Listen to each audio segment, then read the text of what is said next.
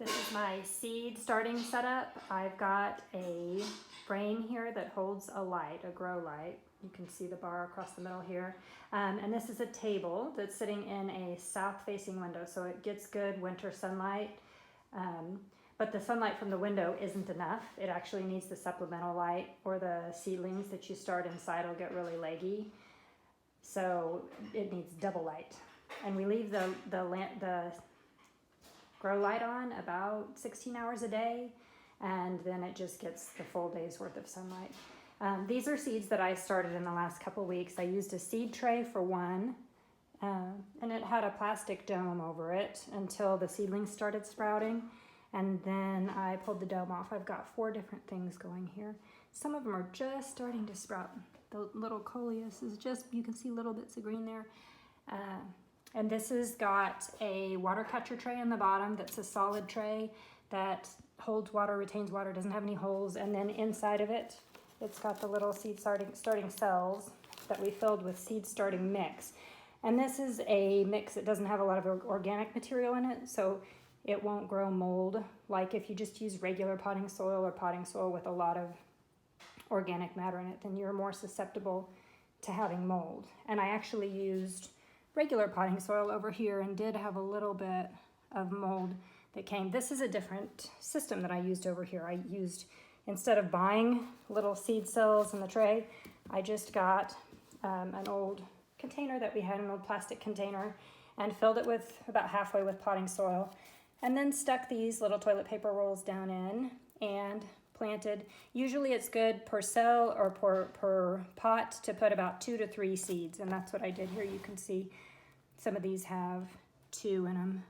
I think I did 2 seeds if they're new seeds, and if they're older seeds, then it's a good idea to use more because their germination rate will be lower.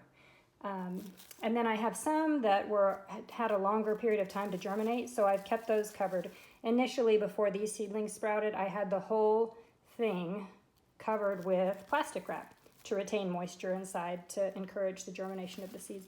And these are still, I saw that there was just one starting, but they were a seed that requires longer germination. They're straw flowers that I planted down here, and they take a little bit longer to germinate. So I've had the plastic wrap over them to retain the moisture in there.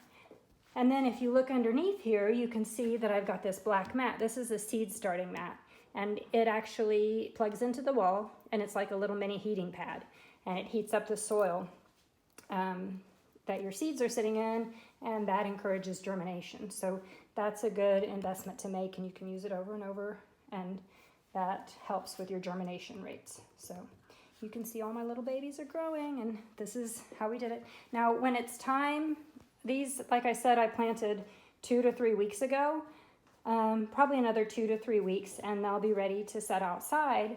But before I plant them in the ground, I'm gonna wanna do what's called hardening off. So I'm gonna take you out and show you where I do most of my hardening off, or where is an ideal place to do hardening off. We have a cold frame here that my husband built, and this is a great place to do hardening off. It's just a little wooden frame, and it's got little plexiglass lids that you can see you can lift and prop open. And it's good for cold nights because it protects your plants from freezing temperatures, so you can close it in the evening, and when it's cold during the day, it can gather heat inside and encourage your plants to grow more quickly. Right now, we actually have stuff planted directly in the ground. We've got greens planted in here and some onions, but this is a great place to harden off your plants, and also a great place to start seedlings. If you start seedlings in a cold frame, you can do that before your last frost date, which is nice, and then you don't have to harden your plants off.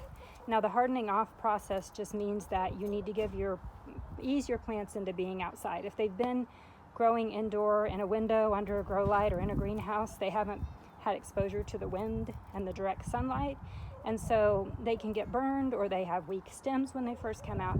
But if you give them a gradual orientation to the outdoors, then their stems will have time to strengthen and get used to the wind, and they won't get as shocked when you plant them outside in the ground. So if you have little potted seedlings like what I have inside, before I plant them in the ground, I'll bring them out here, and this is kind of a nice protected environment where they don't get a ton of wind, but it kind of gets them started being used to the outdoors, and I'll do like a few hours the first day that I bring them out, and then take them back inside, and the next day I'll do a few more hours, and take probably 4 or 5 days of getting them used to being outside before I actually plant them in the ground.